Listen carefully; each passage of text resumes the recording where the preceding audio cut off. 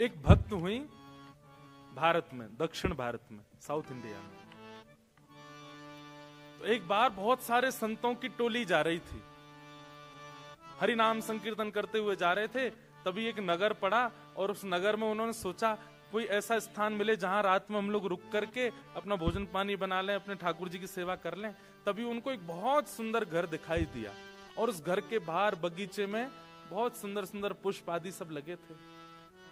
तो प्राचीन भारत में अगर संत महात्मा ऐसे चलते फिरते गांव में कहीं रुक जाएं किसी के घर के बाहर, तो कोई रोकता नहीं था, बल्कि घर वाले सेवा और करते थे कि संत आए भैया।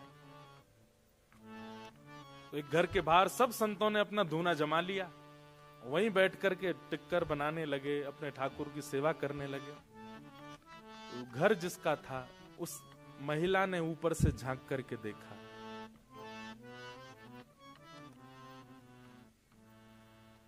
उसके नेत्र सजल हो गए कि आज मेरे द्वार पर संत आए हैं, मैं कुछ सेवा करूं। निकल करके बाहर आई, संतों को प्रणाम करने लगी। महाराज जी आपको कोई जरूरत हो, कोई पात्र चाहिए हो, कुछ भी सामग्री मुझे आज्ञा करें। तो संतों ने कहा कि भाई देखो ऐसे तो सेवा करते हैं, चलो तुम एक काम करो, सबके लिए कुछ पात्र ले आओ, कुछ दोने ले आओ, कुछ ऐसे। तो उसके घर से जो जो सेवा हो सकती थी वो लेकर के आने लगी, सबको देने लगी। नमक कम पड़ गया तो नमक मंगा लिया। संत बना अपने आप ही रहे थे, बस वो सेवा कर रही थी। रात भर संतों का सत्संग चला, बैठ करके सुनती रही। सुबह सब संत बोले अब हम जाएंगे, अब हमारा समय आगे बढ़ना है। तो दौड़ करके गई और दौड़ करके जाके उसने सुंदर एक दक्षिणा देते हैं ना महापुरुषों को, सुंदर बहुत अद्भुत कुछ दक्षिणा और कुछ सामग्रियां लाई और ला करके संतों के सन्मुख पधरा दिया। अब तो नहीं होता ऐसा, पर प्राचीन काल में संतों का ऐसा नियम होता था कि वे दक्षिणा देने वाले से पूछते जरूर थे, ये दक्षिणा कमाने का जरिया क्या है तुम्हारा, ये जो धन हमको दे रहे हो ये आता कैसे है, तुम्हारा काम क्या है, व्यापार क्या है, करते क्या हो। अब तो दक्षिणा देखते ही धल लेते हैं तुम चाहे जो भी हो। भारत में तो कई बड़े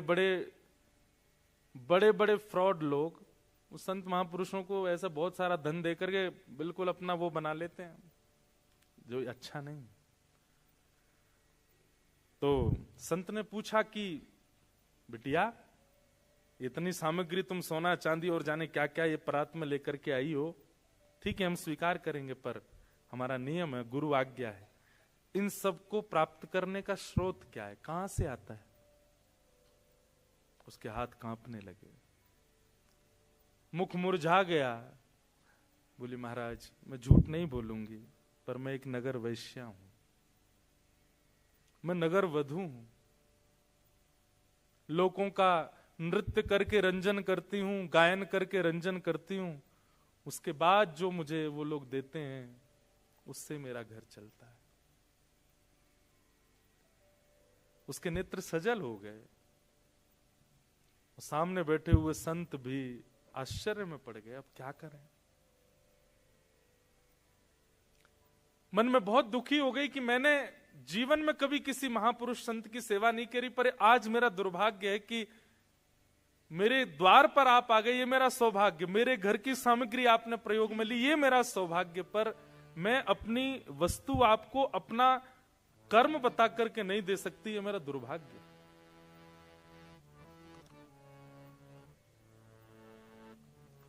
संतों ने मुंह फेर लिया, धीमे से सामग्री उठाने लगी, हाथ कांप रहे हैं, क्या करूं। आज पहली बार उसको ग्लानि हो रही है अपने ऊपर। लेकिन संत हृदय नवनीत समाना, संत का हृदय कैसा होता है, मक्खन के जैसा। जैसे मक्खन अगर गर्म चीज के पास भी रख दिया जाए पिघल जाएगा, ऐसे संत होते हैं, वो देख नहीं पाए उसके पीड़ा को। बोले इधर आओ, क्या बात है। बोले बस मैं नहीं दे सकती आपको, इसका बहुत ग्लानि है मुझे। संतों ने कहा हमने एक उपचार ढूंढा है, यदि तुम देना ही चाहती हो तो हमारी एक बात तुमको माननी पड़ेगी। क्या। वो तो बड़ी खुश हो गई, आंसू पोंछ ली, बैठ के बोले आप जो कहेंगे मैं करूंगी, मुझे बताइए। बोले पहले रुपए से लेकर के अंतिम तक तुम्हारे पास जितनी संपत्ति है, ये सब ठाकुर जी की सेवा में अर्पित कर दो। कुछ भी अपने पास मत रखो। ये तुम सामग्री लेकर के आई हो, दक्षिणा हमको दे रही हो, हम इसको तो स्वीकार नहीं करेंगे, पर यह भी अगर चाहती हो कि हम लोग स्वीकार करें, तो श्री रंगनाथ भगवान का मंदिर है दक्षिण में, तिरुचिरापल्ली में। वहां रंगनाथ भगवान का अपनी संपूर्ण जीवन की कमाई से सुंदर स्वर्ण का मुकुट बना करके और ठाकुर जी को पहना दो,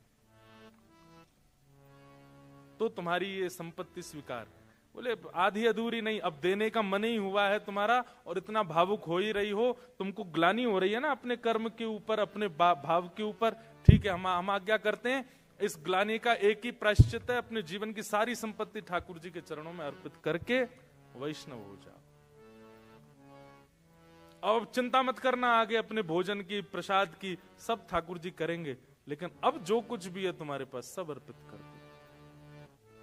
मैं एक बात कहा करता हूं, हमारे जो ठाकुर जी है ना, इनको मैथमेटिक्स नहीं आती। ठाकुर जी की मैथ्स अच्छी नहीं है। हम बस दो ही चीज जानते हैं, क्या? पूरा पूरा दो, पूरा पूरा लो। आप कहो ठाकुर जी ये मेरी कमाई है, इसमें से इतना बेटी का, इतना बेटा का, इतना पत्नी का, इतना मेरा, इतना परिवार का, और फिर जो बचा थोड़ा सा, ये ठाकुर जी आपका। ठाकुर जी कहते हैं मेरी गणित बेकार है, मैं पूरो और पूरो यही आवे बस। ब्रजभाषा समझ रहे हैं ना? पूरो दे दे, पूरो ले जा, और कछु ना आवे मुंह पे। तो संत ने वही बात कह दी, बोले कि अब तुम एक काम करो, अपने जीवन की पूरी जो तुम्हारी संपत्ति है उससे मुकुट बनवा करके ठाकुर जी को अर्पित कर दो। उसके मन में किंचित भी भाव नहीं आया कि ये मैं कैसे कर सकती हूं। उसको तो ये लगा कि मेरे द्वारा कोई सामग्री स्वीकार की जा रही है, ये मेरे लिए बहुत बड़ी सौभाग्य की बात है। और कुछ सामग्री नहीं, पूरी सामग्री स्वीकार की जा रही है। तुरंत लग गई। बोले महाराज जी आप बताइए, जैसा आप बताएंगे वैसा मुकुट बनवाऊंगी। पूरा बनाया गया, ऐसी मणियां, ऐसे ये संपत्ति देखी गई। कितनी संपत्ति है? संपत्ति इतनी निकल करके आई महाराज उसकी। बोले इसका पूरा मुकुट बनवाओ ठाकुर जी का। अद्भुत मुकुट निर्माण हुआ। और जब तक मुकुट निर्माण का कार्य चला तब तक साधु महात्मा कहीं गए नहीं। उसी घर के बाहर जहां बैठे तो वहीं बैठ करके वो भजन संकीर्तन करते रहे। वो इतनी आनंद में कि मेरे संपूर्ण जीवन का जो भी कुछ था सब ले रहे हैं ठाकुर जी मुझसे, कुछ भी नहीं बचेगा अब मेरे पास। 50 दिन के बाद मुकुट तैयार हुआ और उसने पूरी संपत्ति, अपना घर भी बेच दिया, जमीन भी बेच दी, जो भी कुछ था कुछ नहीं बचा, शून्य है। एक परात है बस, उसमें मुकुट रखा है। और संत बोले अब इसको लेके चलो। नाचते गाते हुए एक नगर वैश्या, नगर वधू को बीच में लिए, चारों तरफ संत नाचते गाते हुए उसको लेकर के जा रहे हैं रंगनाथ मंदिर, ठाकुर जी को अर्पित कराने के लिए। उस वैश्या के समर्पण को देखकर के संत ने एक घोषणा और कर दी। क्या? बोले ये मुकुट कोई पुजारी नहीं पहनाएगा, कोई संत नहीं, तुम खुद पहनाओगी ठाकुर जी को गर्भगृह में प्रवेश करके। अब सोचिए आप, कई बार बंधुओं तन का शुद्ध होना बहुत आवश्यक नहीं होता है, पर विचारों में अगर आपकी शुद्धता है ना तो ठाकुर जी आपसे बहुत प्रसन्न है। कई लोग हैं, वो लोग दिखते बहुत साफ सुथरे हैं, वो लोग दिखते बहुत बिल्कुल क्या बोलते हैं उसको, हाइजेनिक दिखेंगे बिल्कुल महाराज, एक बाल भी इधर उधर नहीं होता उनका, ऐसे बाल काटते हैं, शर्ट वर्ट ऐसे पहनते हैं, बिल्कुल एक चीज भी ऐसी वैसी नहीं हो जाए, बहुत व्यवस्थित रहेंगे। अगर वैष्णव भी हैं, तुलसी पहनेंगे, तिलक भी बिल्कुल स्ट्रेट, किसी भी रूप में वो नहीं दिखे, पर कहीं ना कहीं मन दूषित होता है। आज वो वैश्या भले ही है, शरीर उसका अपवित्र है, पर उसका हृदय इतना पवित्र था, साधु ने कह दिया तुम ही मुकुट पहनाओगी ठाकुर जी को जाके। मंदिर के सब पुजारियों में बातें बनने लगी। बोले महात्मा का बुद्धि खराब हो गई है, बताओ एक नगर वैश्या को लेकर के आ रहे हैं, और चलो ठीक है, उसकी संपत्ति से तुमने मुकुट बनवाया, ठाकुर जी को दे रहे हो, लेकिन इतना तो नहीं कहना चाहिए था कि वो जाकर के ठाकुर जी को पहना दे। और वो महात्मा इतने पहुंचे थे कि उनको कोई मना नहीं कर पा रहा था। लेकिन मैंने एक बात कही ना, ठाकुर जी परीक्षा बहुत लेते हैं। देता है कन्हाई जिसे प्रेम की दशा, देता है कन्हाई जिसे प्रेम की गा सकते हैं दशा। हो सब विधि उसकी लेता है परीक्षा, हो सब विधि उसकी लेता है परीक्षा। कभी निकट बुलाए, कभी निकट बुलाए, कभी दूरियां बढ़ाए, कभी दूरियां बढ़ाए। छलिया हाथ नहीं आए, छलिया हाथ नहीं आए, हमें श्याम ना मिला, हमें श्याम ना मिला, हमें श्याम ना मिला, हमें श्याम ना मिला। ठाकुर जी बहुत परीक्षा लेते, इसलिए एक बात याद रखना, ये 3 दिन के सत्र के बाद यदि प्रेम चित्त में प्रकट हो जाए तो एक चीज के लिए तैयार रहना, परीक्षाएं बहुत होंगी। अपनी संपूर्ण जीवन की कमाई लगा करके, मुकुट बनवा करके, अपना पूरा सर्वस्व ठाकुर जी को देने के लिए आज आ गई वो वैश्या। लेकिन मंदिर के लोग भी उससे बिल्कुल अप्रसन्न थे, सब कुछ उसके बिल्कुल विपरीत था, लेकिन फिर भी उसको मन में लग रहा था ठाकुर जी बुला रहे हैं मुझको। लेकिन जैसे ही वो द्वार पर पहुंची और भीतर प्रवेश करने लगी, उसी समय रजस्वला हो गई, मासिक धर्म हो गया। और उसी समय वो घबरा गई, तुरंत थाल नीचे रख दिया मुकुट का, पीछे खड़ी हो गई। महात्मा बोले क्या हुआ? अब बस रो रही है, कुछ कह नहीं पा रही। महात्मा बोले हुआ क्या, तुम पीछे क्यों हट गई हो? अब मैं अपवित्र स्थिति में हूं, मैं नहीं जा सकती भीतर।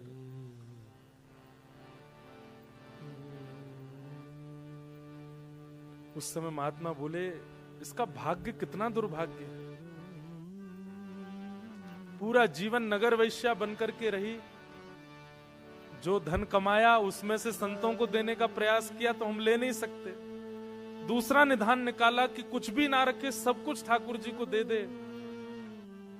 सब प्रकार का प्रयास कर लिया, इसको ले जाकर के भीतर मंदिर में मुकुट पहनाने तक का अधिकार मिल गया था। लेकिन ये कैसा दुर्भाग्य है। निश्चित ही अपने पूर्व काल में, पूर्व जन्म में पता नहीं क्या ऐसा अपराध बन गया इससे, ठाकुर जी इसको स्वीकार नहीं कर रहे हैं। मंदिर के कुछ विपक्षी लोग खुश हो गए, बोले हम तो पहले ही मना कर रहे थे, देखो ठाकुर जी ने ही ऐसी लीला कर दी, अब ये जा नहीं सकती भीतर। आप वेद शास्त्रों के विरुद्ध जाकर के काम कर रहे थे महात्मा, देखिए ठाकुर जी की लीला। बैठी बैठी रो रही है, लेकिन उसको आत्मग्लानि नहीं है। उसको था ठीक है, जितना मिला मुझे उसमें परिपूर्णता है, मैं भीतर नहीं जा सकती। मेरे द्वारा अर्पित किया गया मुकुट में ठाकुर जी के मुख पर नहीं देख पाऊंगी पहली बार। पहली एक होता है ना, कोई वस्तु कुछ देता है तो उसको रहता है कि पहला दर्शन मैं करूं। कोई बात नहीं। महात्मा थाल उठाए, बोले बिटिया अब तेरी तरफ से मैं जा रहा हूं, जाइए आप, मुझे बस बता देना कैसा लगा, ठाकुर जी के मुखमंडल पर थोड़ी मुस्कान आई कि नहीं पहन के। भीतर गए, महात्मा के नेत्रों से अश्रुपात और वो अश्रु जल मुकुट पर गिर रहा था, और बार बार कह रहे थे ठाकुर जी आपकी भक्त वत्सलता कहां गई आज? परीक्षाएं आप लेते हैं, आपका स्वभाव है, पर इतनी क्यों लेते? जैसे भीतर प्रवेश किया, श्रीमन नारायण भगवान के सन्मुख उसको रखा गया। मुकुट की पूजा अर्चना जैसे हुई, और अर्चना करने के बाद पूर्व का मुकुट उतार करके और द्वितीय नया मुकुट धारण कराने की परिस्थिति, जैसे ही मुकुट उठाने का प्रयास किया, खुद ही उठा के लाए महात्मा जी बाहर से, वो इतना भारी हो गया उनसे उठे ही नहीं। 2-2, 3-3, 4-4 वैष्णव लगे हैं उस मुकुट को उठाने में, लेकिन वो इतना भार धारण कर चुका है, किसी से हिल भी नहीं पाया। महात्मा बोले, भगवान मैं तो अभी उठा के लाया हूं, वो पूरे नगर कीर्तन करते हुए वैश्या लाई, अब अचानक ऐसा क्या हुआ, ये मुकुट इतना भारी? तभी देखा तो श्री रंगनाथ भगवान के नेत्रों में अश्रुपात। महात्मा जी ने कहा, तुरंत पर्दा लगाओ, कपाट बंद करो, ठाकुर जी से मुझे एकांत में कुछ चर्चा करनी है। कपाट बंद किए, तुरंत ठाकुर जी उठ करके बैठ गए, सहज हो गए। बोले, जो जो मुकुट बना के लाया है उसी को भीतर लाओ, उसी के हाथ से ही मुकुट पहनेंगे।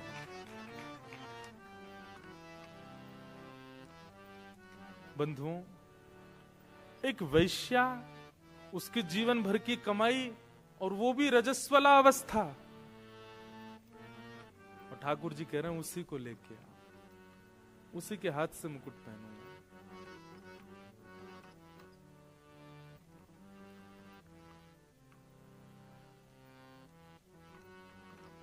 ठाकुर जी बहुत प्रेम करते हैं, बस कोई देने वाला हो वो प्रेम।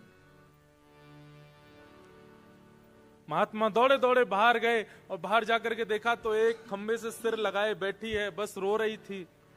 महात्मा जाके बोले, जल्दी उठ। बोले, आप दूर रहिएगा, मेरी छाया भी ना पड़े आप पर। प्राचीन भारत में तो बहुत नियम होते थे। महात्मा बोले, मैं छाया से बचूं, और उस जगत नियंता जगदाधार साक्षात तेरी प्रतीक्षा कर रहे हैं भीतर। हाथ पकड़ लिया उसका, वो रोने लगी, महाराज मुझे स्पर्श मत कीजिए। लेकर के भीतर गए और जाकर के कहा, मुकुट पहनाओ ठाकुर जी को। जो मुकुट कितनों से नहीं उठा, लोग बाग वहां चिल्लाने लगे, कई लोग गालियां दे रहे थे, कई लोग उल्टा सीधा बोल रहे थे, आज अनर्थ हो रहा है, आज पृथ्वी फट जाएगी, आज बहुत बुरा हो रहा है, ये गलत है। लेकिन जिस मुकुट को कोई नहीं उठा पाया, जैसे ही उसने उठाया, उठ गया, और ठाकुर जी ने अपने आप ही, ठाकुर जी की जो प्रतिमा थी उसका मुख नीचे हो गया, और मुकुट ठाकुर जी ने धारण किया। और वो वैश्या, उसकी स्थिति तो कितने दिन के लिए मूर्छा में चली गई, वो मूर्छित हो गई। और जब उसकी मूर्छा टूटी, परम वैष्णव, और कुछ दिन भगवत स्मरण करने के बाद कहां भगवत धाम प्राप्ति हो गई। क्या उसका था? यह है ठाकुर जी का प्रेम, प्रेम लक्षणा भक्ति। बस प्रेम लक्षणा भक्ति का एक नियम आपको ध्यान रखना है, पूर्ण।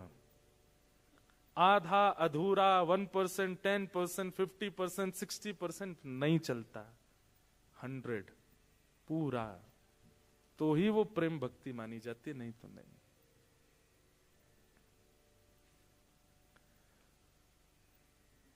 तो प्रथम भक्ति का नाम क्या है? श्रवणम।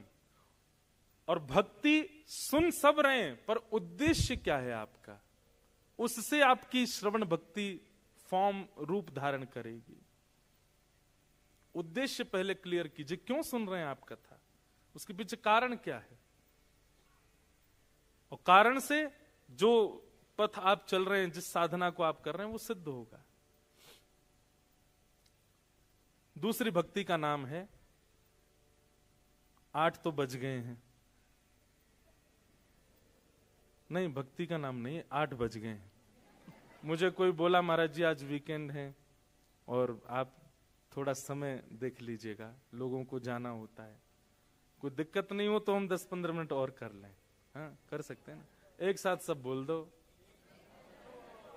लोग कई तो कह रहे 1 घंटा करो।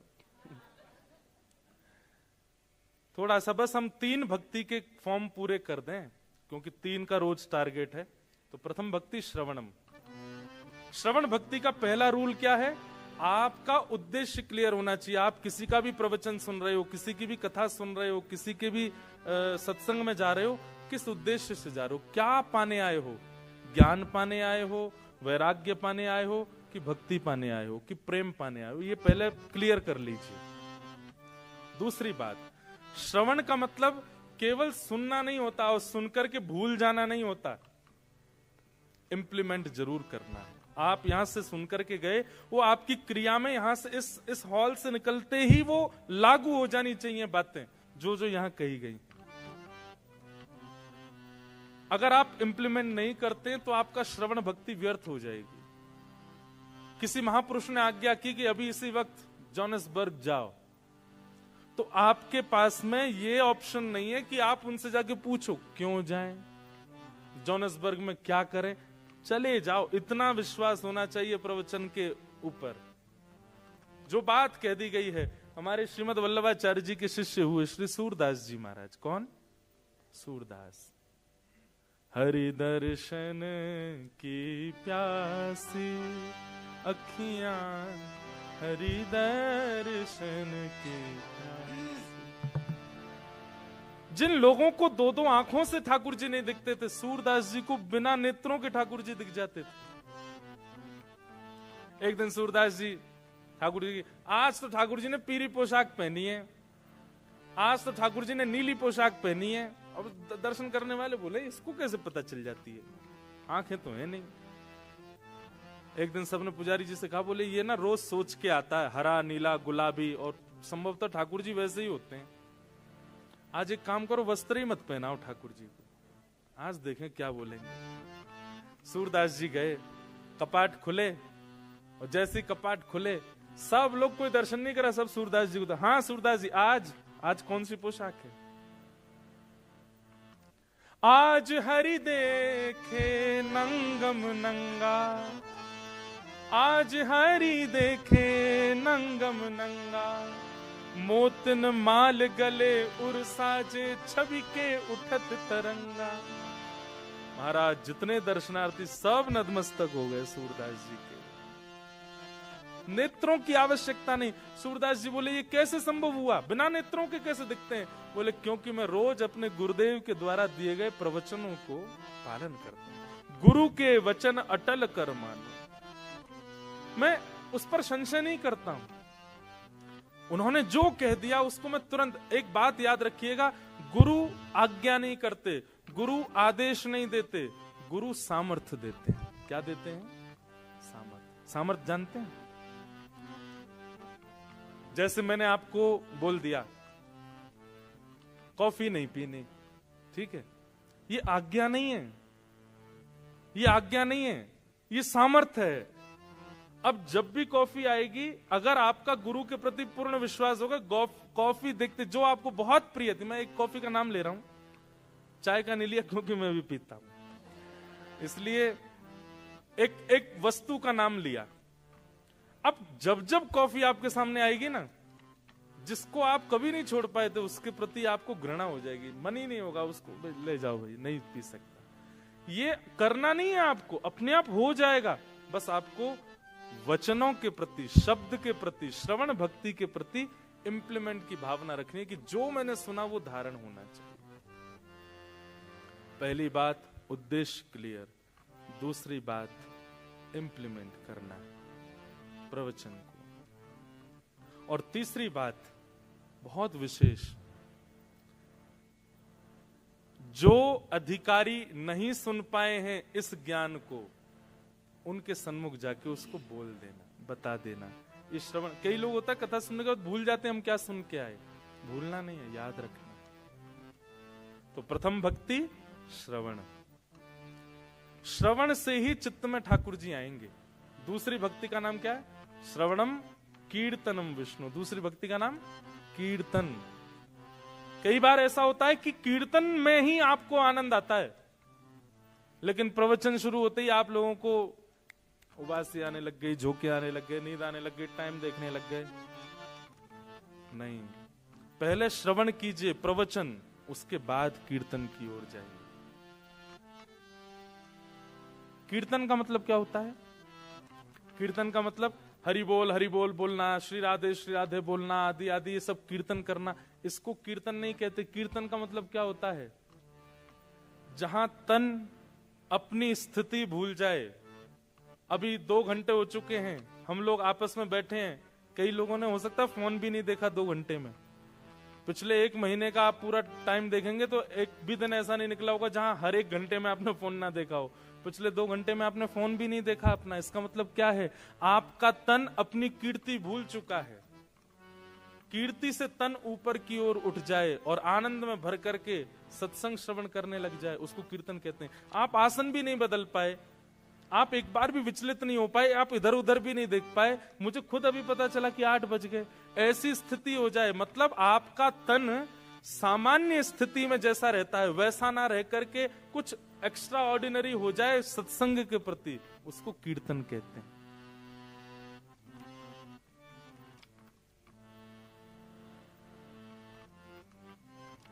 जहां हरि सत्संग आपके तन को ऊपर उठा दे।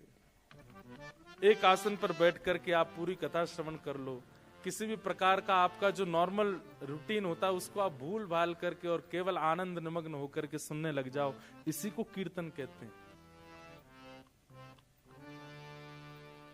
भूख, प्यास, निद्रा, आलस्य, ये जो शरीर के धर्म है, ये सब भूल जाते हो जब सत्संग में, तब कीर्तन होता है।